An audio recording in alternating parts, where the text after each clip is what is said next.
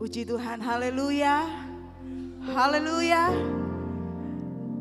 Puji Tuhan, kalau kita boleh ada di tempat ini untuk kembali, untuk memuji dan memuliakan nama Tuhan, untuk meninggikan nama Tuhan.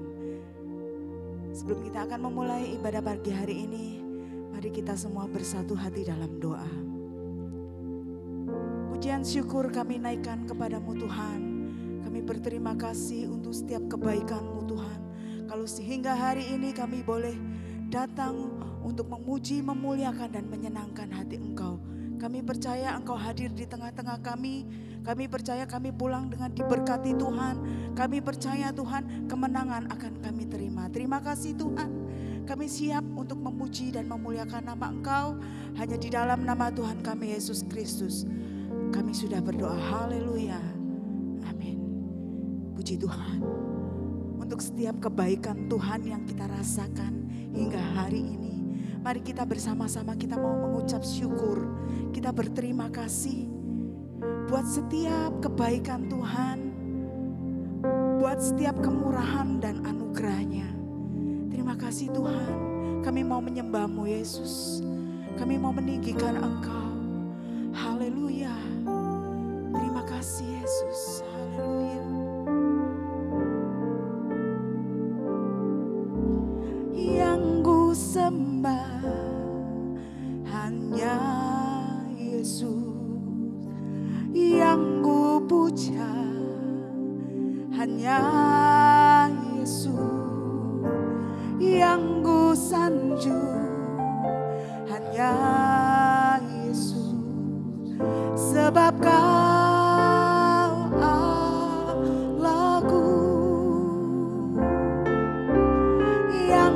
Sembah hanya Yesus, yang ku puja hanya Yesus, yang ku sanjung hanya Yesus, sebab Kau Allahku.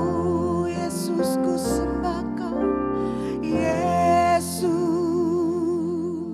ku sembah Kau Yesus, Engkau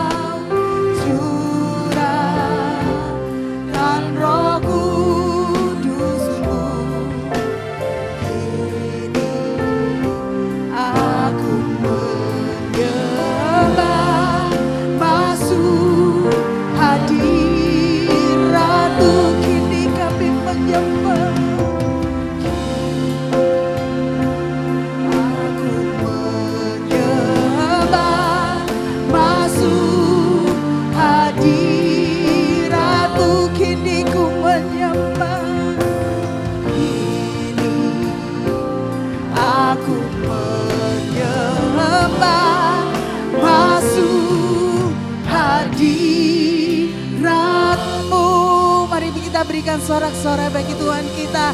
Amin, haleluya. Bapak Ibu bersuka cita pagi hari ini, boleh lambaikan tangannya, boleh lihat kanan kirinya, ada senyuman. Haleluya, puji Tuhan. Kita mau bersuka cita, kita mau bergirang pada saat pagi hari ini.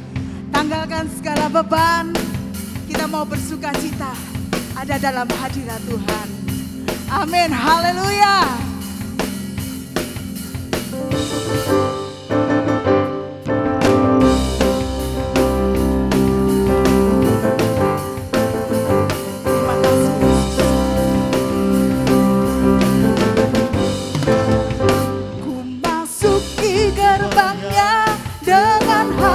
Bersyukur halamannya dengan pujian.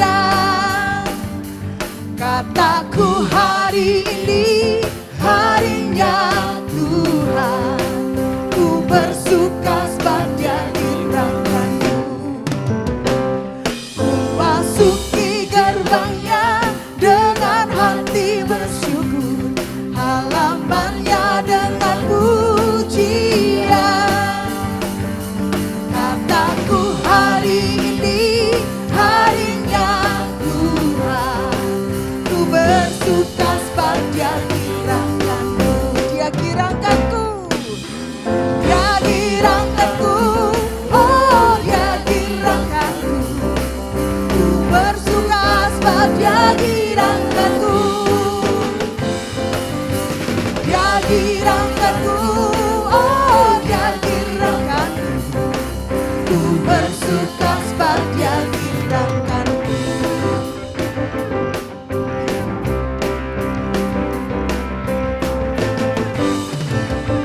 Ku masuki gerbangnya dengan hati bersyukur,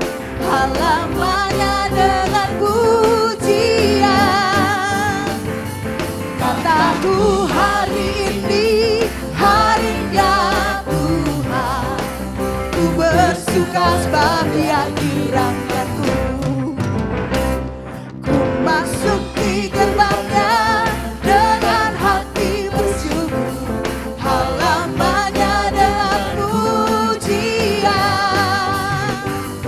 Kataku hari ini harinya Tuhan, ku bersuka sebab Dia kirangkanku. Dia kirangkanku, oh Dia kirangkanku. Ku bersuka sebab Dia kirangkanku.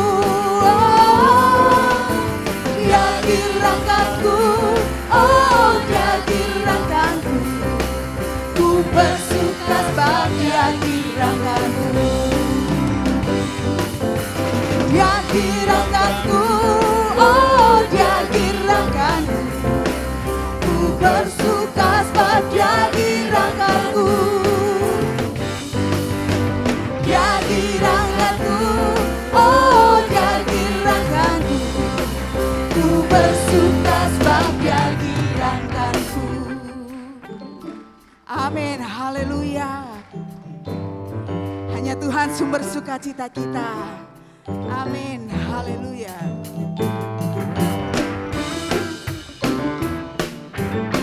Terima kasih Yesus.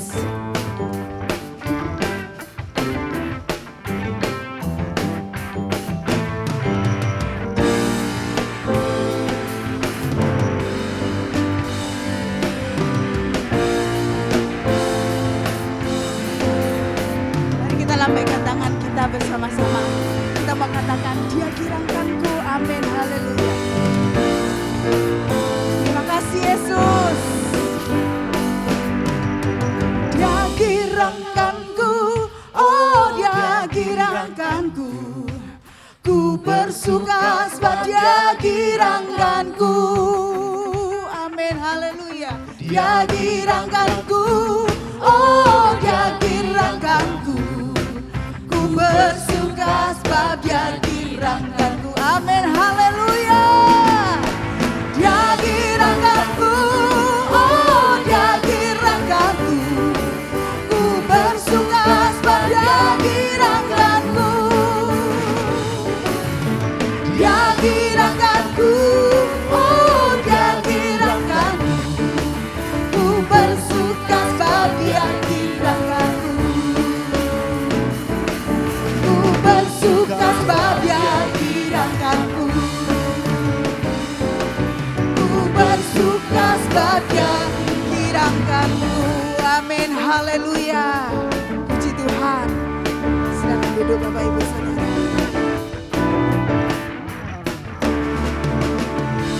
Amin, haleluya. Biarlah hati kita tetap penuh dengan sukacita. Apapun keadaan kita, hati kita penuh dengan nyanyian. Hati kita tetap bermazmur untuk Tuhan. Amin, haleluya.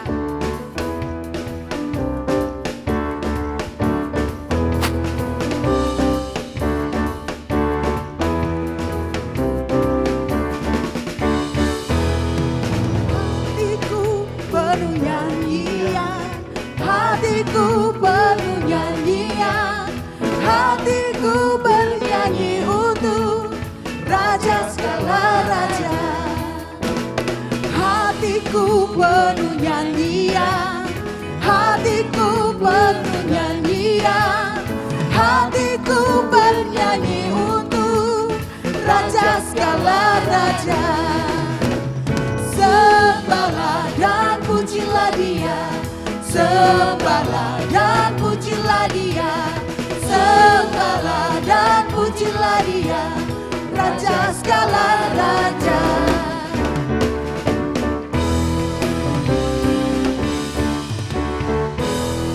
Hatiku penuh nyanyian, hatiku penuh nyanyian, hatiku bernyanyi untuk Raja segala raja. Hatiku penuh, hatiku penuh nyanyian, hatiku penuh nyanyian, hatiku bernyanyi untuk Raja segala raja.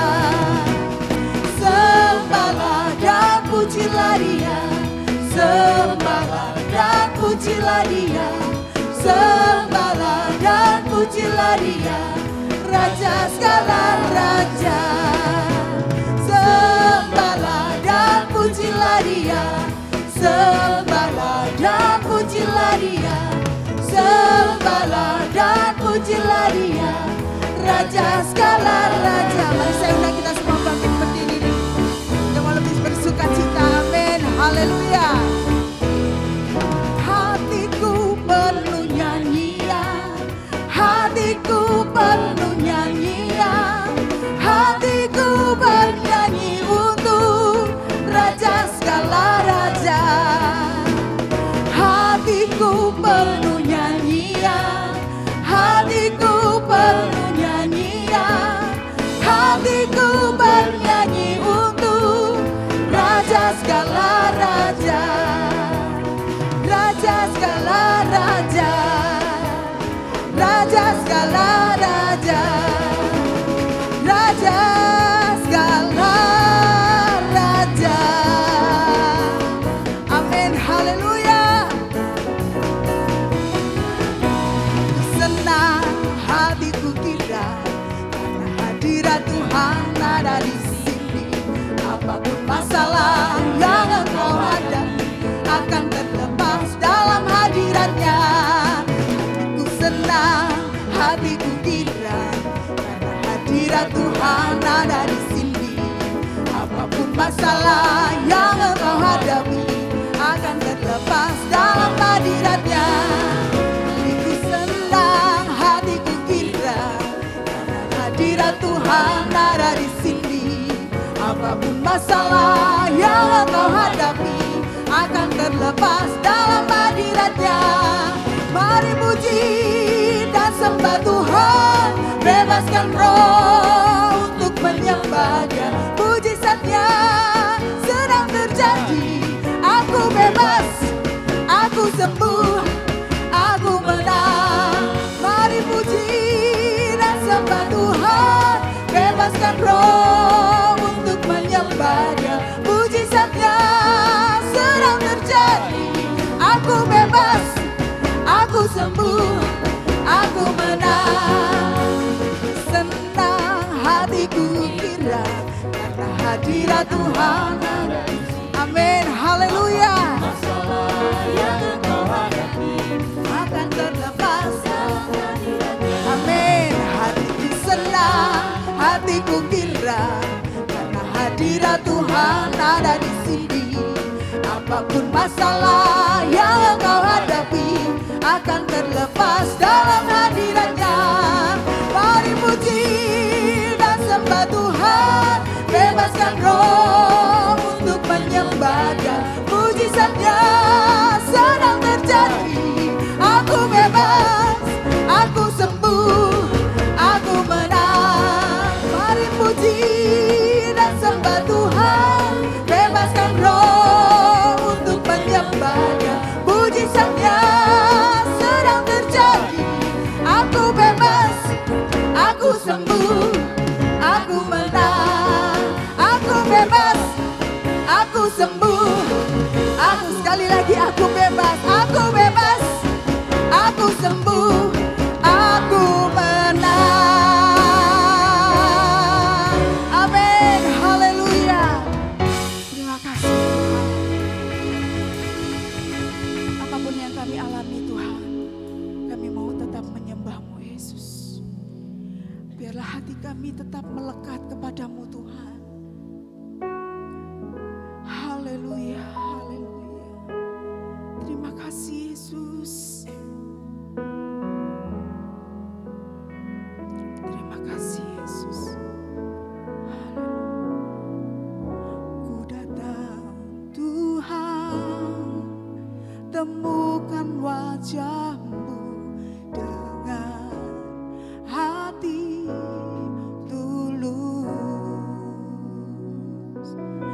Hanya rasa cinta kepadamu yang menarikku dekat padamu.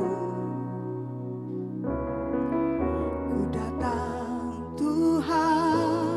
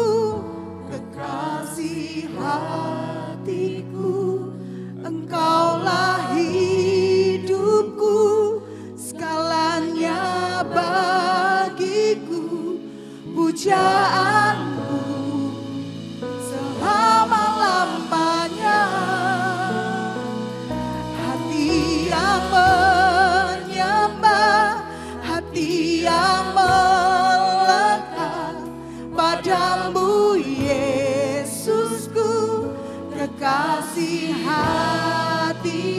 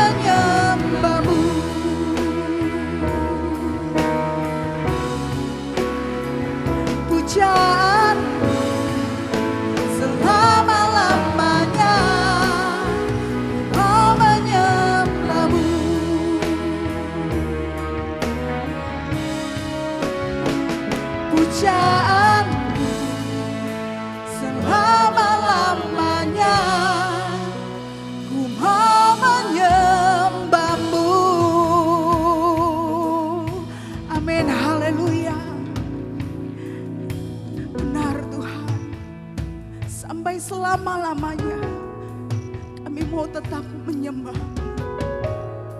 Biar bumi bergoncang, kami mau tetap menyembah Yesus. Sekalipun daging kami habis lenyap, kami mau tetap menyembah-Mu Yesus.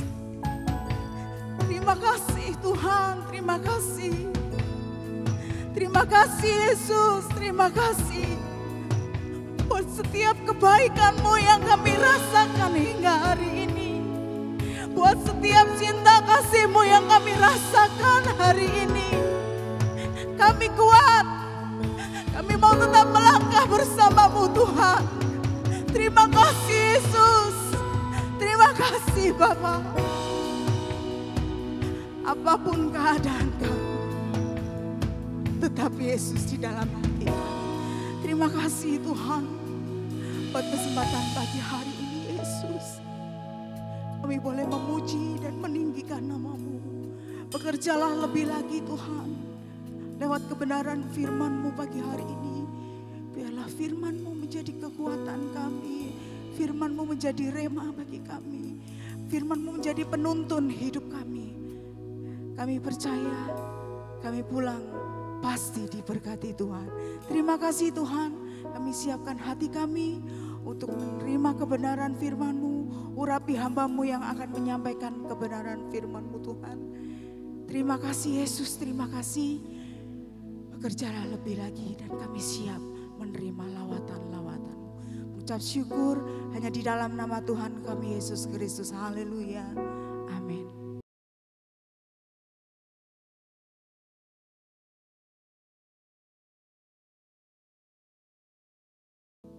Kita percaya dalam keadaan apapun, Yesus tetap Tuhan. Dia ada dalam situasi kondisi apapun yang sedang umatnya, miliknya alami. Dia tidak pernah tinggalkan, bahkan dia berkata, aku menyertai kamu sampai kesudahan alam. Amin. Dia menyertai kita asal kita benar-benar hidup sesuai dengan firman-Nya. Tema khotbah pagi hari ini, Minggu 17 September 2023, loyalitas atau popularitas. Loyalitas atau popularitas. Apa itu loyalitas dan apa itu popularitas? Ada orang yang rela loyalitas daripada popularitas. Tapi ada orang yang terus mencari popularitas daripada loyalitas. Mari kita lihat apa arti keduanya.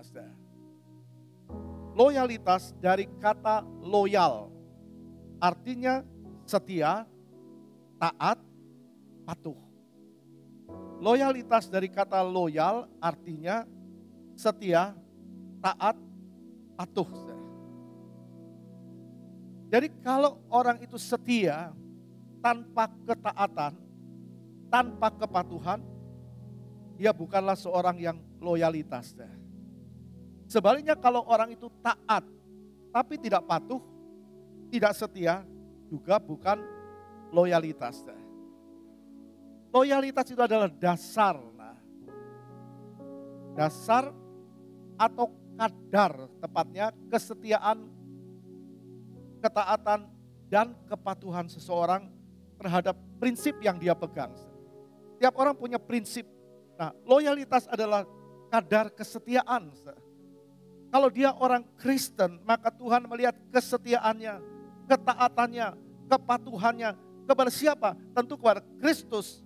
Dan itu harus terlihat dan tidak boleh samar-samar. Kekristenan harus benar-benar fakta, bukan fata morgana. Orang di padang gurun lihat ada air, tapi waktu dia dekat ternyata tidak ada air. Itu cuma fata morgana. Orang Kristen bukan fata morgana, tapi benar-benar real, nyata. Karena Yesus berkata, kamu adalah terang dunia, terang. Kalau kita punya lampu, kita tentu ingin lampu kita terang, bukan biar pet. Itu menyakitkan mata. Orang Kristen, kekristenan tidak boleh biar pet. Kadang maju, kadang mundur, kadang setengah maju, setengah mundur. Enggak. Tuhan tidak mau itu. Bagaimana dengan kekristenan kita? Jangan sampai kekristenan kita menyakitkan mata Tuhan. biarpet. Tuhan juga bilang, kamu adalah garam dunia. Gak ada garam yang tidak asin. Garam tidak ada yang tidak asin. Semua garam asin. Kalau garam itu tidak asin, kata Tuhan, tidak ada gunanya. Dibuang dan diinjak-injak orang. Sekali lagi pengikut Kristus harus Kristianos. Benar-benar Kristen. Benar-benar pengikut Kristus. Benar-benar loyal kepada Kristus. Benar-benar setia kepada Kristus. Bukan fata morgana. Jadi tepatnya loyalitas itu adalah kadar atau ukuran untuk menentukan isi atau kemurnian. Misalnya logam mulia, apakah dia 60%, 70% atau 100% kadarnya. Jadi lebih jelasnya loyalitas adalah kadar kemurnian. Nah, dalam diri seseorang Tuhan mau lihat murni atau tidak.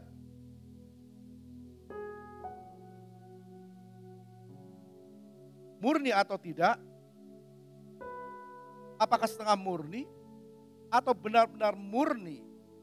Jadi Tuhan mau lihat kita, apakah loyalitas kita kepada Tuhan itu benar-benar murni. Sebab Tuhan akan menikah dengan mempelainya yang benar-benar mempelai. Tuhan adalah atasan kita. Maka loyalitas adalah kadar kemurnian seseorang terhadap atasan. Siapa atasan kita? Kita tahu dalam sebuah gereja ada gembala sebagai penggembala. Tapi kita punya gembala yang agung adalah Tuhan Yesus Kristus. Amin. Tepuk tangan bagi dia. Dialah Tuhan kita. Kita harus loyal kepada dia. Dia Allah kita. Tuhan itu atasan kita. Dia ingin membangun hubungan yang erat dengan kita miliknya. Jadi Tuhan mau lihat loyalitas kita terhadap dirinya. Tuhan mau bangun loyalitas terhadap kita. Nah Tuhan mau lihat apakah kita loyalitas terhadap dia atau tidak. Apakah pengiringan kita kepada Tuhan itu murni atau tidak. Sebab itu adalah kerinduan Tuhan. Kerinduannya adalah membangun hubungan dengan kita. Nah, Tuhan sudah bilang dalam Yohanes 15 ayat 5 dikatakan, akulah pokok anggur dan kamulah ranting-rantingnya. Jadi dia pokok anggur, kita ranting-rantingnya. Barang siapa tinggal di dalam aku dan aku di dalam dia, ia berbuah banyak. Sebab di luar aku, kamu tidak dapat berbuat apa-apa. Jadi kalau orang Kristen bukan carang yang melekat, carang itu akan layu. Ranting itu akan layu. Kemudian dibuang ke dalam api. Bicara api neraka. Sebab pokok anggur ini bicara Yesus Kristus. Nah kita tidak mampu berbuat sesuatu apapun kalau kita lepas dari Kristus. Maka tidak ada pilihan kecuali melekat kepada Tuhan. Amin. Kecuali melekat kepada Tuhan. Dalam situasi kondisi apapun.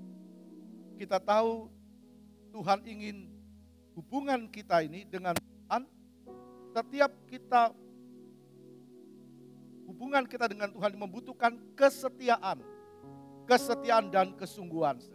Jadi tanpa kesetiaan, maka itu bukan hubungan yang bisa bertahan lama. Tanpa kesungguhan. Ada banyak orang Kristen, hubungannya dengan Tuhan sebentar, connect sebentar tidak. Ada masalah dia tidak connect, kalau dia rasa semua aman, nyaman, connect lagi dengan Tuhan. Itu bukan kekristenan. Jadi kita harus tanamkan diri kita sejauh mana kadar iman kita. Sejauh mana. Mungkin kita alami persoalan yang dilakukan atau yang dilakukan oleh orang lain terhadap kita. Kita tidak tahu yang salah yang mana. Tapi ada persoalan yang timbul. Dan bisa persoalan timbul dalam diri kita sendiri. Apapun. Orang bisa melihat orang lain, kok dia nyakiti aku, maka orang itu langsung menghilang dari ibadah. Ini bukan Kristen yang murni.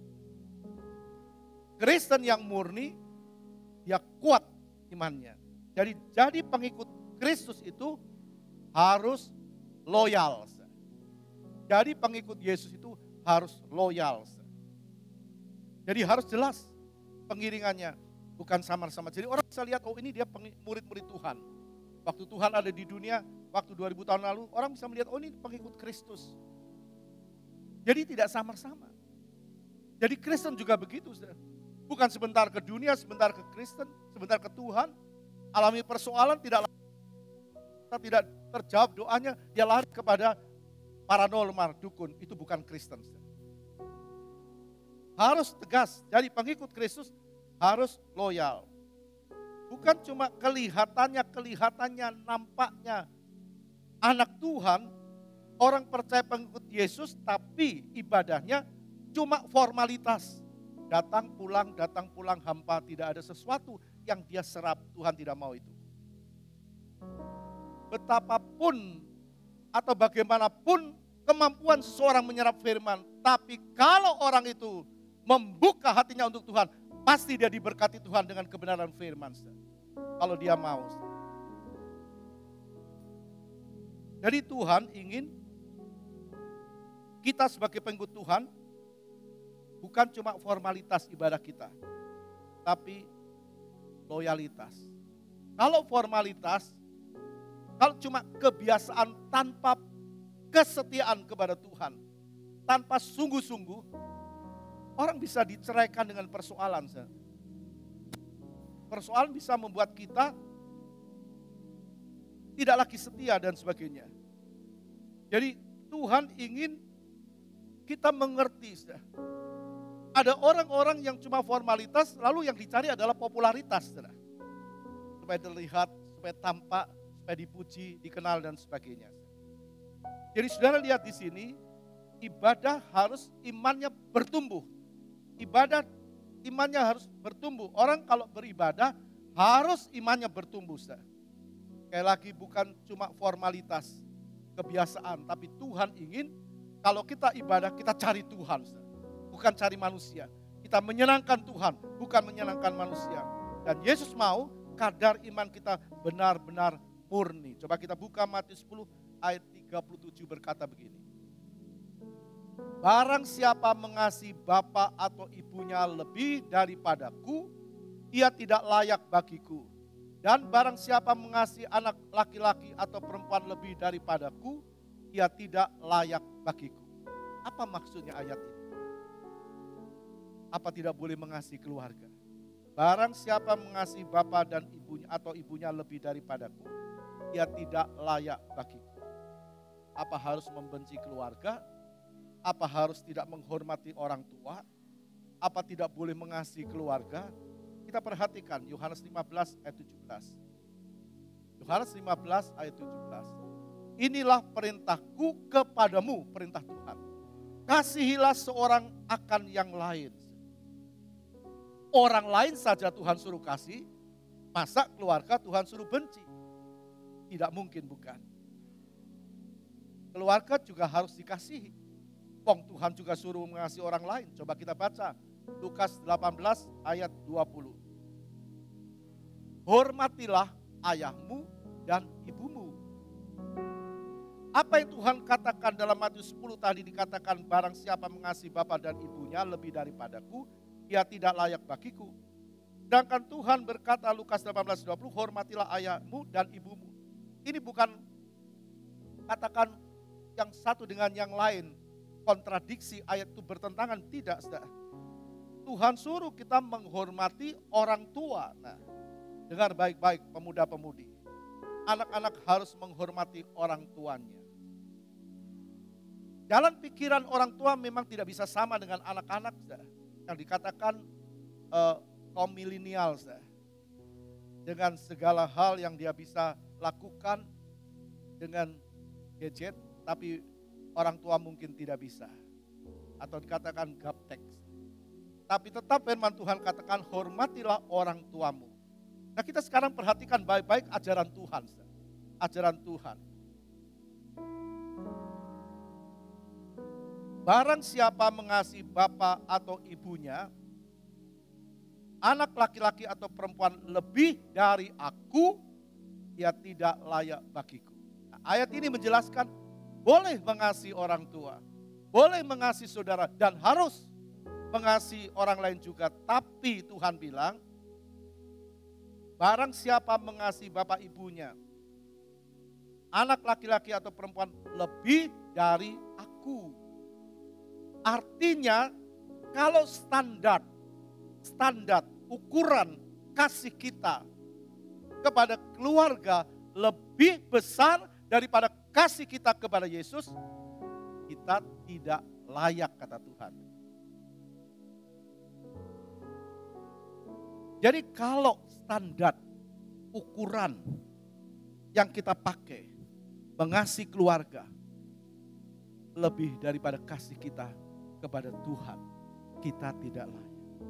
Yang Tuhan mau kasih kita kepada Tuhan itu nomor satu, tidak ada yang lain. Sebab nafas hidup kita ini pun dari Tuhan. Tuhan percayakan keluarga atas kita, tapi Tuhan minta kita mengasihi Tuhan lebih daripada semuanya. Amin. Tepuk tangan bagi dia. Lebih dari segala-galanya. Kita boleh mengasihi keluarga, tapi kita harus ada persoalan dalam keluarga, ada masalah dalam keluarga, tetap ibadah kepada Tuhan. Sebab kita mengasihi Tuhan. Loyalitas kita kepada Tuhan, kepada Kristus harus yang tertinggi. Harus yang tertinggi. Artinya harus lebih dari semua yang kita miliki yang ada di dunia ini. Coba mari kita lihat orang-orang yang tingkat loyalitasnya kepada Yesus sangat tinggi. Kita lihat di dalam Alkitab. Kalau kita melihat dalam kitab Injil, di situ kita melihat Simon Petrus. Simon Petrus loyalitasnya kepada Tuhan itu sangat tinggi. Dalam Yohanes 21 kita baca mulai ayat 15. Sesudah sarapan Yesus berkata kepada Simon Petrus, Simon Yohanes, apakah engkau mengasihi aku lebih daripada mereka ini? Apakah engkau mengasihi aku lebih daripada mereka ini? Nah, Tuhan juga tanya pagi hari ini, Jemaat Alfa Omega, apakah engkau mengasihi aku, kata Yesus, lebih daripada semuanya? Lalu ayat tekan, kata Yesus pula kepadanya untuk kedua kalinya, Simon anak Yohanes, apakah engkau mengasihi aku? Lalu ayat 17a dikatakan untuk ketiga kalinya Tuhan berkata, Simon Yohanes, apakah engkau mengasihi aku? Mengapa Yesus berkata dan bertanya sampai 3 kali kepada Simon? Apakah Yesus tidak percaya kepada Simon? Percaya. Apakah Yesus tidak tahu hatinya Simon? Tahu. Dia juga percaya kepada saudara dan saya. Dia juga tahu hatimu dan hatiku. Tapi dia minta, dia tanya 3 kali. Karena manusia punya tubuh, jiwa, dan roh. Tuhan mau Simon mengasihi Tuhan dengan tubuhnya. Kita bisa hadir di ibadah, bukan roh kita, tapi tubuh kita hadir. Ada orang yang berkata, aku berhadir kok, jiwaku, rohku. Tak mungkin. Kalau roh terpisah dari tubuh, maka dia meninggal dunia. Tubuh. Lalu juga jiwa. Orang bukan cuma tubuhnya duduk di gereja. Lalu jiwanya, pikirannya melayang-layang kemana-mana. Tidak fokus dengan Tuhan. Jiwanya. Kita duduk dengan baik. Kita dengar firman Tuhan. Kita renungkan firman Tuhan. Kita terima firman Tuhan. Lalu kita lakukan firman Tuhan. Kita punya roh. Roh manusia adalah pelitanya Tuhan, di mana Tuhan bisa bicara. Maka waktu ibadah bukan cuma tubuhnya, bukan cuma jiwanya, tapi rohnya terbuka. Tuhan silakan berfirman kepadaku. Maka dia akan menjadi anak Tuhan yang benar-benar Kristianos. Benar-benar loyal kepada Tuhan. Dunia bisa bergoncang. Tapi anak-anak Tuhan yang loyal tidak pernah bergoncang. Tetap setia. Kita melihat bagaimana Simon benar-benar tanda keimanannya murni di mata Tuhan. Kasihnya benar-benar loyal terhadap gurunya. Bukan berarti Simon tidak pernah salah, dia pernah karena dia manusia. Tapi sejarah mencatat Simon mati disalib dengan kepala di bawah. Dia berkata, aku enggak layak mati seperti guru dan Tuhanku. Aku enggak layak, aku pernah menyangkal dia. Lalu dia disalibkan dengan kepala di bawah. dia benar-benar loyalitasnya tertinggi. Setia sampai akhir. Gimana kita bisa setia sampai akhir? Kalau ibadah kita saja tidak setia. Bagaimana kita bisa setia sampai akhir kalau loyalitas kita tidak sungguh-sungguh? Tidak jadi pelaku firman. Saudara, firman Tuhan tidak main-main dan bukan untuk menakut-nakuti. Injil dikatakan ada dua orang yang sedang mengisar. Itu bisa bicara teman sekerja. Satu diangkat, satu ditinggal. Ada dua orang yang ada di tempat tidur, bicara suami istri. Satu diangkat, satu ditinggal. Tuhan mau kita benar-benar loyalitas tinggi terhadap Tuhan. Nah, kalau ada di antara kita mungkin pernah meragukan, mungkin tidak setia, grafik pengiringan kita naik turun. Karena ada persoalan, mungkin persoalan keluarga, persoalan pekerjaan, lalu kita menarik diri tidak ibadah. Kita lebih cinta pekerjaan kita daripada Tuhan. Kalau ada Tuhan pengampun, Dia minta kita kembali berbalik kepada Tuhan. Kita melihat contoh yang kedua adalah Rasul Paulus. Siapa Paulus kita tahu semua, siapa dia. Dulu dia penuh dengan kebencian terhadap anak-anak Tuhan, orang Kristen. Dia memburu, menangkap, membunuh dan sebagainya, termasuk Stefanus.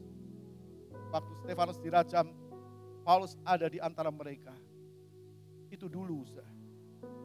Tapi waktu dia kenal Yesus, kapan dia kenal?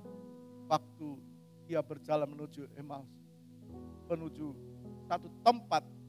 Nah, Tuhan berbicara kepada Paulus. Nah, begitu juga dengan kita, kapan kita bertobat? Waktu Tuhan bicara sama kita melalui mungkin kita dengar firman atau orang lain atau peristiwa yang kita alami. Jadi waktu Paulus dia mengenal Kristus dalam perjalanan ke Damsik, dia kenal Kristus, lalu dia memacu imannya dan terus hidup dekat Tuhan. Tidak pernah dia ke kiri, ke kanan, mundur, maju, mundur, enggak. Ini yang Tuhan mau, ini yang Tuhan minta. Mari jadi Kristen yang tenanan, yang sungguh-sungguh. Dia memacu imannya dan terus hidup dekat dengan Tuhan. Dia merasa banyak waktu yang dia pernah buang, waktu dia belum kenal Tuhan. Karena dia kenal Tuhan sesudah 30 tahun ke atas usianya. Karena dia anggota Sanhedrin, harus minimal 30 tahun. Dia tahu, dia sadar. Nah, sekarang kita mengerti siapa kita, berapa lama kita terombang-ambing mungkin. Atau waktu kita buang untuk setia tidak dan sebagainya. Mari kita memacu semangat kita untuk ikut Tuhan. Untuk tetap setia kepada Tuhan. Jangan buang-buang waktu. Dalam Filipi 1 ayat 22a dia katakan begini, tetapi jika aku harus hidup di dunia ini, itu berarti bagiku bekerja memberi buah. Bekerja itu bukan duduk diam. Bekerja. Imannya bekerja. Imannya bertumbuh, dia tidak mau santai. Jadi dia tahu dia sudah dimenangkan. Dia tidak mau berdiam diri. Dia tahu ada sesuatu yang Tuhan sedang rencanakan dalam hidupnya. Dia berkata, itu berarti bagiku jika aku hidup di dunia ini, itu berarti bagiku bekerja memberi buah. Memberi buah, menunjukkan buah. Menunjukkan buah pelayanannya. Bahkan dia berkata, kalau aku mati di dalam Tuhan. Dan kalau aku hidup untuk Tuhan. Dan Paulus imannya berdampak. Orang Kristen imannya harus berdampak. Artinya harus tampak dan bisa membuat orang lain seperti dirinya. Kita lihat Timotius dimenangkan dan jadi pelayan Tuhan. 2 Timotius 1 ayat 2. 2 Timotius 1 ayat 2.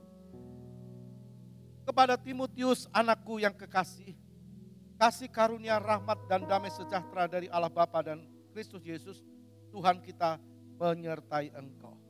Timotius dimenangkan dalam pelayanan Paulus kepada Tuhan. Imannya luar biasa. Sekarang kita baca Filipi 2 ayat 20. Karena tak seorang padaku yang sehati dan sepikir dengan aku, dan yang begitu bersungguh-sungguh memperhatikan kepentinganmu. Jelas, Timotius dimenangkan oleh Paulus. Karena hidup Paulus yang benar-benar loyal kepada Kristus, imannya tampak dalam pelayanannya. Lalu kita baca 1 Korintus 4 ayat 17. Justru itulah sebabnya aku mengirimkan kepadamu Timotius, yang adalah anakku yang kekasih dan yang setia dalam Tuhan. Ia akan memperingatkan kamu akan hidup yang kuturuti dalam Kristus Yesus, seperti yang kuajarkan di mana-mana dalam setiap jemaat. Jelas, hidup Paulus berdampak. Paulus mengajar kepada Timotius, Timotius mengajar kepada orang lain. Di sini dikatakan, ia akan memperingatkan kamu akan hidup yang kuturuti dalam Kristus Yesus. Jadi hidup Kristen kita harus berdampak. Apakah kita seorang suami, apakah berdampak dengan istri kita? Kalau hidup kita benar-benar Kristus ada dalam hidup kita, pasti istri akan melihat, kenapa ya suamiku kok berubah hidupnya? Kok benar-benar hidupnya mencerminkan Kristus, dia akan ikut. Mungkin dia Kristen tapi tidak setia, melihat kesetiaan suami. Begitu juga sebaliknya. Suami melihat kesetiaan istri dan sebagainya. Atau orang tua, saudara-saudara dan orang tua dan sebagainya. Anak dan orang tua. Jadi berdampak. Kalau belum berdampak, kita tanya dalam diri kita sendiri. Apakah aku sudah loyalitas benar kepada Kristus? Atau tidak? Ada orang yang bilang, yo beno, tak suka itu. Dan dirasa nih. Itu bukan berdampak. Itu bukan berdampak. Orang lain melihat orang lain. Dia doakan orang lain. Bukan mensyukuri syukur apa yang dilakukan, yang diterima orang lain. Itu bukan Kristen yang benar. Juga kita melihat Epafroditus. Juga pelayanannya berdampak. Ada seorang bernama Epafroditus. Kita lihat Filipi 2 ayat 30. Sebab oleh karena pekerjaan Kristus ia nyaris mati. Dan ia mempertaruhkan jiwanya untuk memenuhi apa yang masih kurang dalam pelayananmu kepadaku. Berdampak. Dia memenuhi apa yang masih kurang dalam pelayananmu kepadaku. Dia seorang yang suka berkorban untuk Tuhan. Artinya dia mencintai Tuhan lebih daripada dirinya dan keluarganya. Dan semua orang. Dia lebih cinta Tuhan. Seorang yang benar-benar loyalitasnya tampak pasti hidupnya berdampak. Kalau tidak berdampak, bertanya bagaimana loyalitasku. Filipi 4 ayat 18. Filipi 4 ayat 18. Kini aku telah menerima semua yang perlu daripadamu, malahan lebih daripada itu. Aku berkelimpahan karena aku telah menerima kirimanmu dari Epafroditus, suatu persembahan yang harum, suatu korban yang disukai dan yang berkenan kepada Allah. Dampaknya benar-benar nyata. Anak-anak Tuhan tidak boleh setengah-setengah dalam pengiringannya, kesetiaannya, kasihnya, dan persembahannya. Semua yang ada di dunia kita akan tinggalkan satu kali. Apapun itu. Kegagahan kita, kecantikan kita, ketampanan kita. Apa yang kita punya, apa yang kita mampu. Semua yang ada pada kita. Cuma ada untuk di dunia ini. Apa yang kita punya? Apakah kita loyalitas sama Tuhan atau tidak? Semua akan kita tinggalkan. Mungkin orang berkata, kan aku ada anak, aku tinggalkan semua. Kita tidak tahu apa yang diperbuat oleh anak dan seterusnya anak-anaknya. Tapi apa yang kita lakukan untuk Tuhan dan pekerjaannya itu akan berdampak mahkota. Apa yang kita kerjakan kepada Dia. Jadi seseorang yang benar-benar loyalitasnya kepada Yesus, pasti hidupnya berdampak. Nah sekarang kita lihat yang ketiga adalah Musa. Musa juga hidupnya berdampak. Kita tahu dulunya pembenci. Dia pembunuh. Coba kita baca dalam Keluaran 2 ayat 11 sampai 12. Pada waktu itu ketika Musa telah dewasa, ia keluar mendapatkan saudara-saudaranya untuk melihat kerja paksa mereka. Lalu dilihatnyalah seorang Mesir memukul seorang Ibrani, seorang dari saudara-saudaranya itu. Karakter rohnya belum terbentuk. Waktu dia lihat saudaranya sebangsa dipukul oleh orang Mesir, dia balas. Pukul orang Mesir itu sampai mati. Dan mayatnya disembunyikan di dalam tanah. Karena rohnya belum, karakter rohnya belum terbentuk, yang muncul adalah harga diri. Orang yang harga dirinya tinggi. Tahu saya ya. Belum tahu kan? Belum tahu saya. Dirinya saja lupa, orang lain suruh tahu. Kalau orang rasa yang muncul harga diri, emosi, Tuhan tidak mau. Karakternya belum terbentuk. Kalau orang menonjolkan dirinya. Nah sekarang kembali kepada Musa. Waktu Musa karakter rohnya terbentuk. Kita baca Keluaran 3 ayat 10. Jadi sekarang pergilah. Aku mengutus engkau kepada Fir'aun untuk membawa umatku orang Israel keluar dari Mesir. Nah sekarang mulai karakternya dibentuk oleh Tuhan.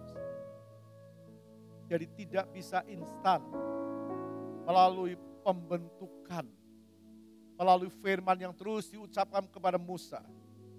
Terbentuklah karakternya yang benar-benar sesuai dengan hatinya Tuhan. Kita bisa lihat dalam Keluaran 32 ayat 11. Keluaran 32 ayat 11. Lalu Musa mencoba melunakkan hati Tuhan Allahnya dengan berkata, mengapakah Tuhan murkamu bangkit terhadap umatmu yang telah kau bawa keluar dari tanah Mesir dengan kekuatan yang besar dan dengan tangan yang kuat. Dia coba melunakkan hati Tuhan. Tuhan, beri kemurahan-Mu, beri belas kasihan-Mu atas umat-Mu. Jangan marah Tuhan sama umat-Mu. Berikan pengampunan. Jelas berdampak. Orang melihat orang lain tersungkur dalam rohani. Tuhan tolong dia, ampuni dia, berkati dia. Berdampak, harus ada. Harus nyata, harus jelas. Itu ada pada Musa. Dia minta Tuhan ampuni. Dia minta kemurahan Tuhan atas bangsanya. Bukan karena kesalahan, tapi kesalahan bangsanya. Tuhan ampuni. Kita lihat contoh yang keempat. Yosua 1 ayat 1-2. Sesudah Musa hamba Tuhan itu mati, berfirmanlah Tuhan kepada Yosua bin Nun abdi Musa itu demikian. Hambaku Musa telah mati. Sebab itu bersiaplah sekarang. Seberangilah sungai Yordan ini engkau dan seluruh bangsa ini menuju negeri yang akan kuberikan kepada mereka, kepada orang Israel itu. Sekarang kita lihat Musa mati. Lalu dipilihlah Yosua. Yosua dipilih untuk menggantikan Musa. Jadi kita melihat Yosua memimpin bangsa Israel menuju tanah Kanaan dengan belajar dari kepemimpinan Musa. Musa seorang yang lemah lembut dan Yosua tahu. Dia dipilih Tuhan untuk memimpin bangsa Israel yang belum masuk tanah Kanaan, dipimpin sampai masuk tanah Kanaan. Nah Musa itu meletakkan kasih sebagai dasar kepemimpinan rohani kepada Yosua. Dia meletakkan dasar. Dan Musa hidupnya berdampak. Yosua belajar cara Musa memimpin bangsa Israel keluar dari Mesir. Dia juga lihat tingkah laku umat Israel waktu dipimpin oleh Musa. Orang Israel pernah menggerutu, tidak loyal kepada Tuhan dan tidak loyal kepada Musa. Sampai mereka mau melempari Musa dengan batu. Dan akhirnya kita melihat orang-orang Israel yang dipimpin Musa ini keluar dari Mesir mati di padang gurun. Semua mati. Karena tidak loyal kepada Tuhan, menggerutu. Dan hanya Yosua dan Kaleb. Maka mereka yang memimpin. Dan siapa yang dipimpin? Orang-orang yang lahir di padang gurun. Jadi itu 40 tahun perjalanan. Maka ada anak-anak yang lahir di padang gurun ini yang dipimpin oleh Yosua. Semua yang dipimpin oleh Musa, firman Tuhan katakan mereka mati. Nah generasi Yosua ini adalah generasi yang lahir di padang gurun. Kita bisa membayangkan, kita keluar dari Mesir, dari perhambaan. Jangan sampai kita mati di padang gurun. Jangan sampai kita mati di padang gurun dunia ini. karena kedegilan kita, karena ketidaksungguhan kita kepada Tuhan. Jadi Yosua membawa orang Israel taat kepada Tuhan. Dia belajar apa yang orang Israel telah lakukan di zamannya Musa. Mati di padang gurun, Yosua tidak mau apa yang dia bawa itu mati di padang gurun. Dia mau masuk ke tanah Kanaan. Tuhan juga mau kita masuk ke tanah Kanaan surga untuk bersama-sama dengan Tuhan. Amin. Tepuk tangan bagi Tuhan. Tuhan mau kita sampai di sana. Yosua punya loyalitas terhadap Musa. Dia disebut hamba. Sekali lagi kita perhatikan, Yosua punya loyalitas, ketaatan, kadar ketaatannya. Yosua punya loyalitas terhadap Musa dan loyalitas tertinggi kepada Tuhan. Saya melihat di sini, Musa pemimpin, Yosua hormati pemimpin. Tapi dia lebih menghormati Tuhan daripada Musa. Artinya apa? Harus menghormati pemimpin. Tapi pemimpin tertinggi harus dihormati lebih dari pemimpin jasmani. Jadi orang-orang kita melihat Yosua punya loyalitas tertinggi kepada Tuhan. Yosua mampu membawa pengaruh yang positif terhadap orang lain. Mampu bawa pengikut-pengikutnya ke jalan yang benar. Karena Musa meletakkan nilai-nilai dasar kepemimpinan rohani terhadap Yosua. Nah, orang-orang yang bersama Yosua tadi dikatakan adalah generasi pilihan. Mereka taat kepada Yosua dan mereka mampu bersama Yosua mengalahkan 7 bangsa di tanah Kanaan. Belum kita masuk tanah Kanaan surgawi. Dunia ini bisa bicara Kanaan duniawi ini.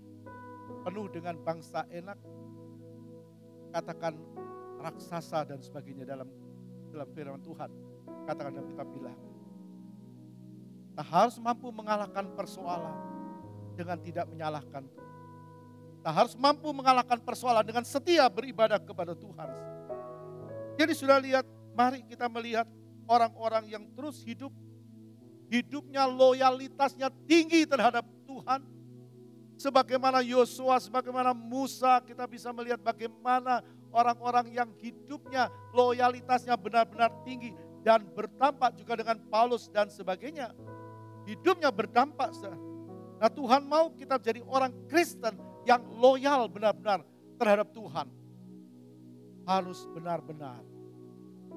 Kalau kita belum mulai sekarang, setia. Dampaknya pasti nyata. Kita punya tubuh, datang ke gereja, datang ibadah. Tuhan beri kita bisa mampu dengan kaki yang kuat berjalan untuk datang kepada Tuhan. Tuhan ingin kita loyalitas dan bukan popularitas. Jangan cari popularitas. Popularitas itu dari kata populer, artinya terkenal atau tenar, terkenal. Kita bertanya, apa salah seorang menjadi terkenal? Tentu tidak. Kalau yang dilakukannya, kalau yang dikerjakannya itu positif untuk orang lain, lalu orang lain melihat, oh dia orang baik, orang semua kenal dia. Kalau dia lakukan yang baik, itu tidak salah. Kalau dia lakukan, mengerjakan hal-hal yang positif bagi pekerjaan Tuhan, lalu orang tahu, itu tidak salah. Yang salah kalau yang dikejar atau dicari adalah popularitas.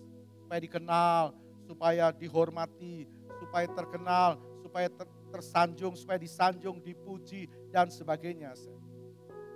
Orang yang kejar popularitas bisa terjebak narsistik. Apa itu narsistik?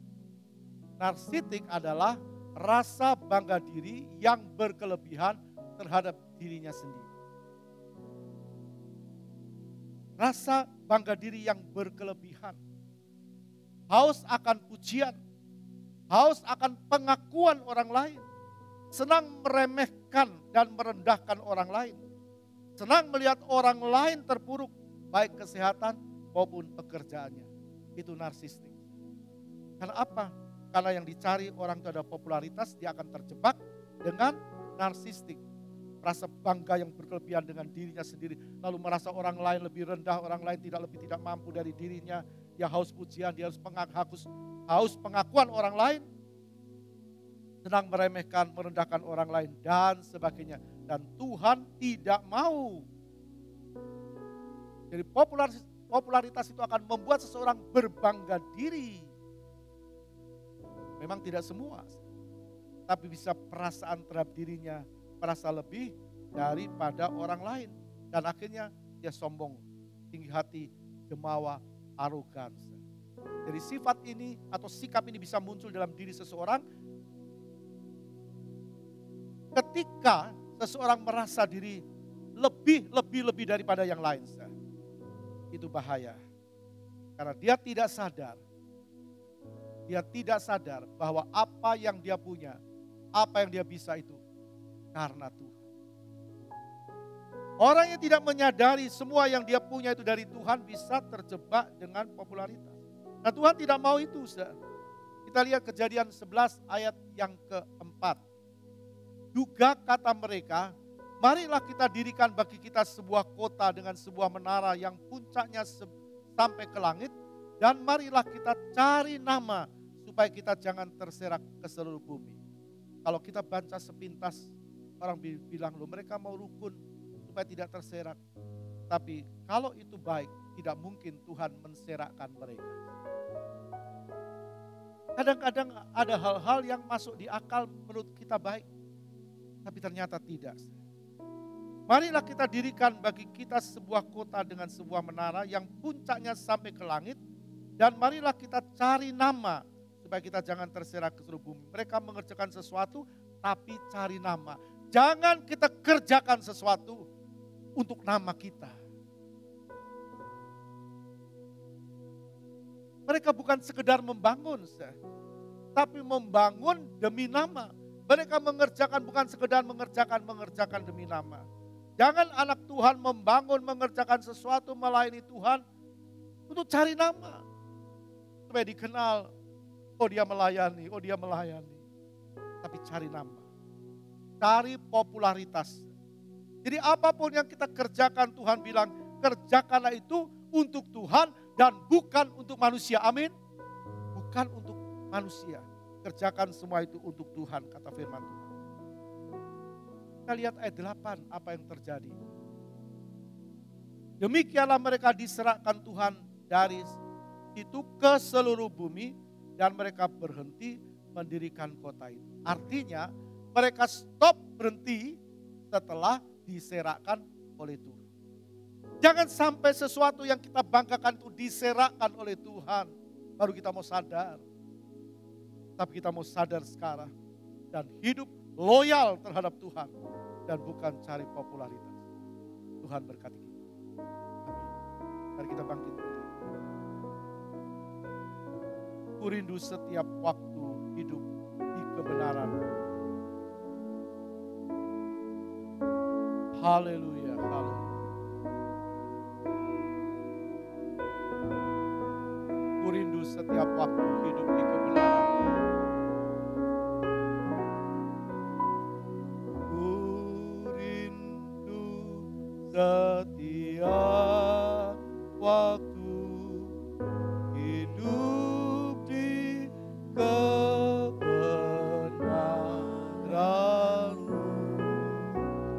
bukan dengan kuatku, namun karena Roh-Mu,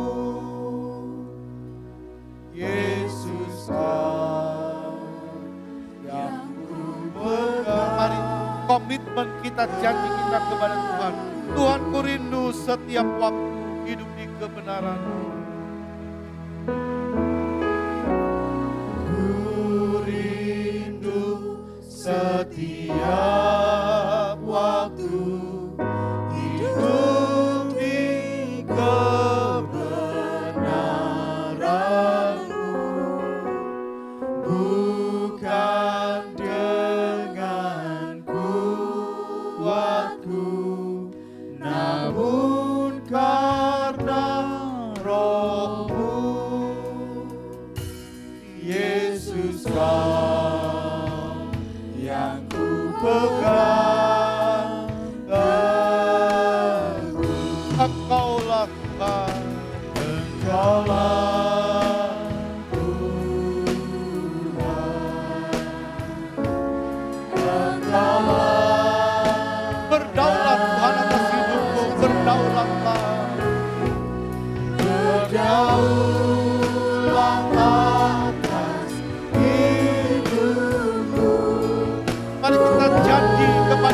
Tuhan. Janji di hadapan Dia. Kita mau loyal kepada Dia.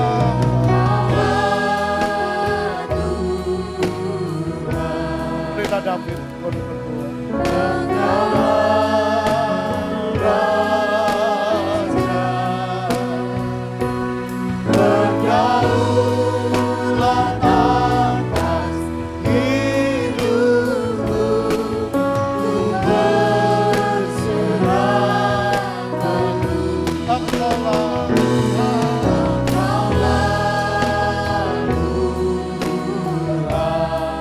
arahkan hati dan wajahmu kepada Allah dengan kebenaran firman yang sudah kita dengar pagi ini. Mari persembahkan yang terbaik bagi Tuhan pagi ini, supaya kita pulang dengan sebuah kemenangan. Katakan dengan iman, Engkaulah Tuhan. Angkat hatimu, angkat wajahmu kepada si pemberi anugerah. Katakan, Tuhan, rohmu melekat dengan rohku pagi ini, agar kami boleh menyenangkan Engkau. Terima kasih. Terus katakan, Engkaulah Tuhan.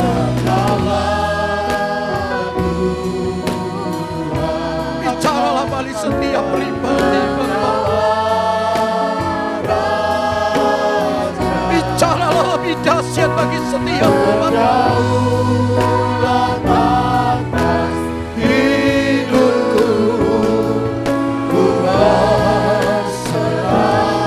Berdaulatlah atas hidupku.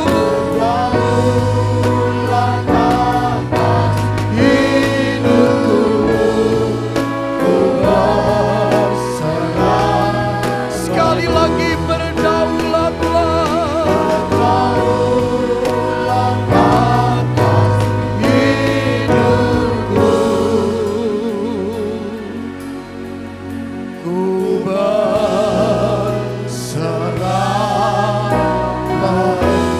Berikan sorak-sorai bagi Allah.